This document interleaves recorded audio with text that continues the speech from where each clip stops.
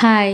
അപ്പോഴേ നമ്മൾ ഇതേപോലെ ബാത്റൂമൊക്കെ പെട്ടെന്ന് നല്ലൊരു മണം വേണമെങ്കിൽ കുറച്ച് പൗഡർ, നല്ല മണമുള്ള പൗഡർ ഇതേപോലെ ക്ലോസറ്റിൽ കുറച്ചിട്ട് കൊടുക്കുക. പെട്ടെന്ന് ആരെങ്കിലും വന്നാലും നല്ലൊരു മണം കിട്ടും കേട്ടോ. ബാത്റൂം തുറക്കുമ്പോൾ ഇതേപോലെ കുറച്ച് പൗഡർ അതിനകത്തോട്ട് ഇട്ട് കൊടുത്താൽ മതി.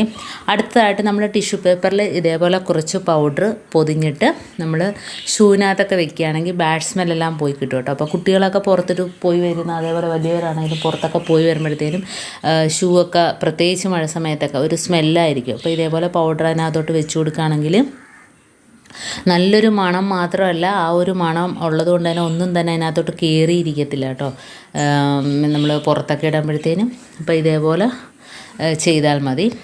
അടുത്തതെന്ന് പറഞ്ഞാലേ, നമ്മൾ ഗ്യാസ് അടുപ്പിൻ്റെ ഭാഗത്ത്, അതേപോലെ തന്നെ ഇതുപോലെ ടീപ്പോയുടെ ഭാഗത്ത് എല്ലാം ബെഡിലൊക്കെ കുറച്ച് പൗഡർ ഇങ്ങനെ കുടഞ്ഞിടുകയാണെങ്കിൽ ആ റൂമിൽ നല്ലൊരു മണമായിരിക്കും നമ്മൾ കയറുമ്പോൾ കേട്ടോ.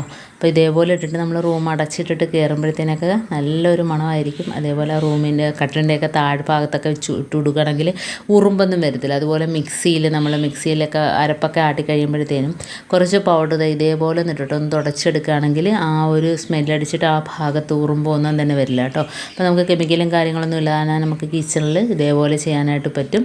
അപ്പോൾ ഇതിൻ്റെ ഫുൾ വീഡിയോ ചാനലുണ്ട്, ആവശ്യമുള്ളവരെ കാണണേ.